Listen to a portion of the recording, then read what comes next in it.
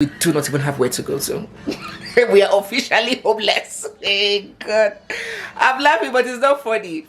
Where will I pack all these children to? My God of mercy.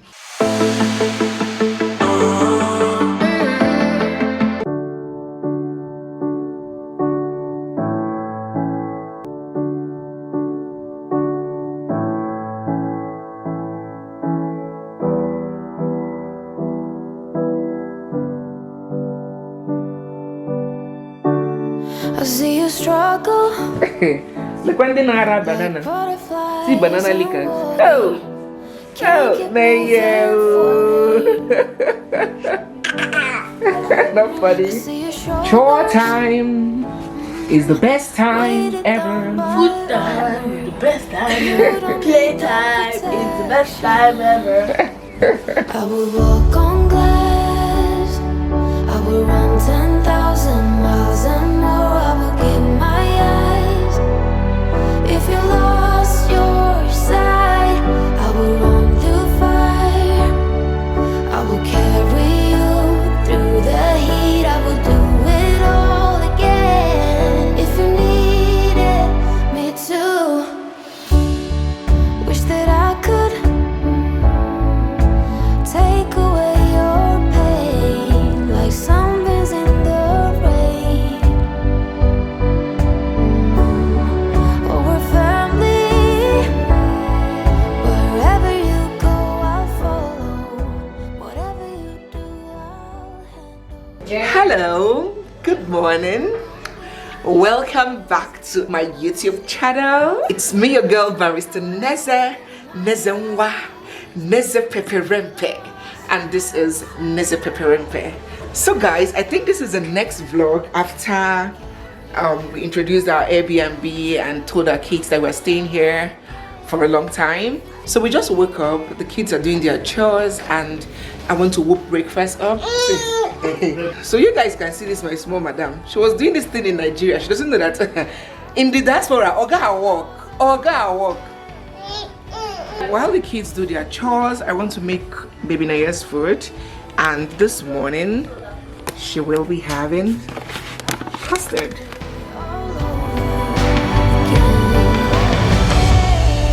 I will run through fire. I will carry you through heat. I'll do it all over again.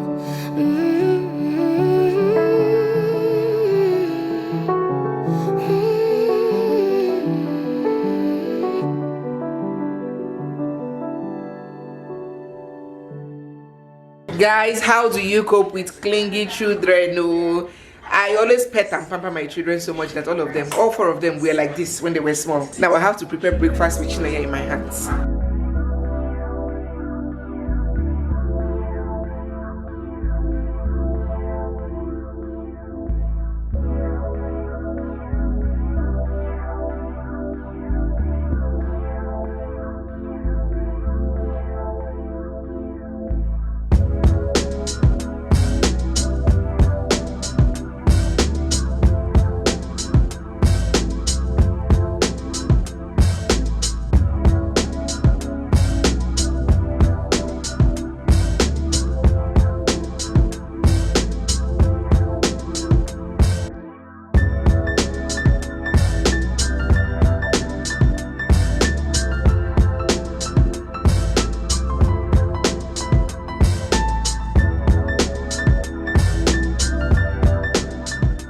This is the beverage that I see they use here in Canada. It's already mixed with milk and sugar, and it's very, very yum. So I don't really know whether you guys mix it with water because it's very thick. I gave my children some days ago and it was so thick and so sweet. So I think I'm going to be mixing it with water. What do you guys think? African moms, we are used to diluting things. We are going to dilute it now, my dear. African moms are diluting 5 or 6. We not dilute, you know. Why would I dilute it? You've been lying down there folding warm clothes for the past 2 hours. No one good. How I feel about that problem. Right, so I'm just...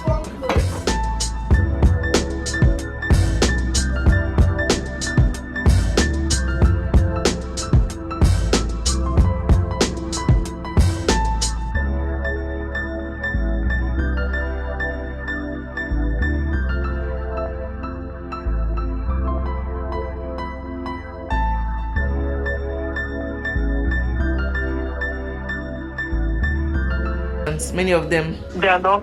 Yes, it's a challenge. Yeah. But our own, he had to collect 3 months. Yeah. He collected 3 months from us too.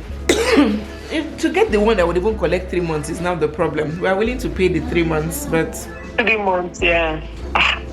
Oh wow, it is. And now our stay at the Airbnb is coming to an end tomorrow, so we're even stranded, kind of. Yeah. I'm telling you. Tomorrow. Wow. Tomorrow, and there's a new occupant coming in.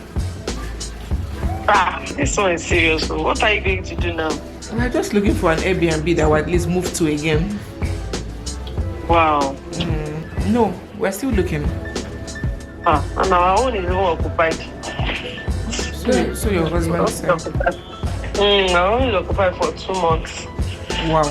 So guys, I and Chinemerem have just made breakfast, a fed baby, and him and his brothers are about to eat. I'm so proud of this boy.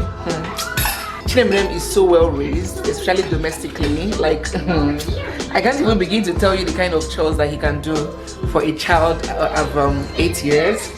I started very early with him. I started giving him lots of chores when he was 4 years, like very appropriate chores. I'm so happy to see that it is paying off. When I was even training him that way, I didn't even know we were ever going to relocate. We still cannot wait to get our own place. No, there's nothing like your own place. We need to unpack. All our things are still in the bags. You know, we're not settled yet, so we're just, you know, trying to find our own place and settle down properly. So talking about which, we are in some kind of fix, okay? You guys remember the story with Lufthansa, how they delayed us for 10 days in Nigeria, and that eventually affected our Airbnb booking. So instead of having like 3 weeks to stay at the Airbnb before we find our place, we were left with only about 1 week, because after our stay, the place was already booked. So it's 1 week post landing, and we're still trying to find a house, and our stay at the Airbnb has expired. We need to move out tomorrow for the next occupants to come in, and we do not even have where to go to. We are officially homeless. Hey God, I'm laughing, but it's not funny. Where will I pack all these children to? My God of mercy. So we're officially homeless. We've not gotten a home, and we're trying to find an Airbnb. We're not seeing any. We're not seeing any that can take us tomorrow, you know. I'm sure you guys will ask, oh, why didn't you guys start looking for an Airbnb earlier?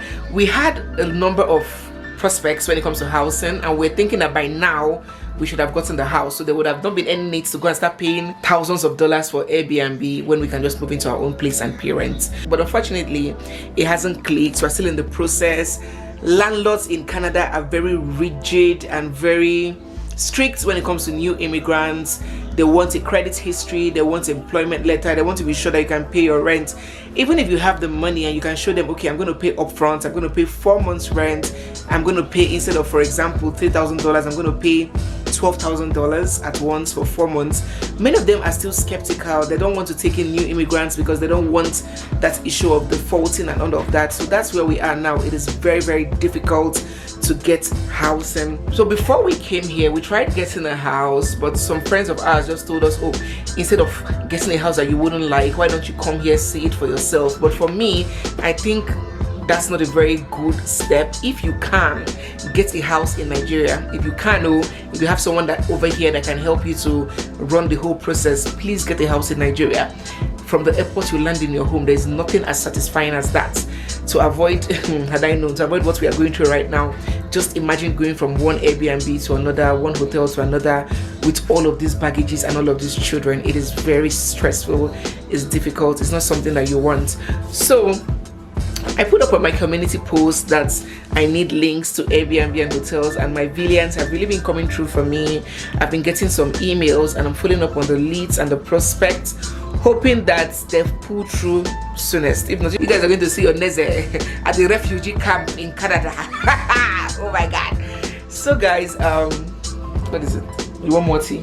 Oh my gosh, I thought I need to put more tea for you. So guys, I need to start packing any moment from now, packing to where I don't know where I'm going to right now, but God is on my side, God is on our side. He has promised us that he's going to make the journey easy.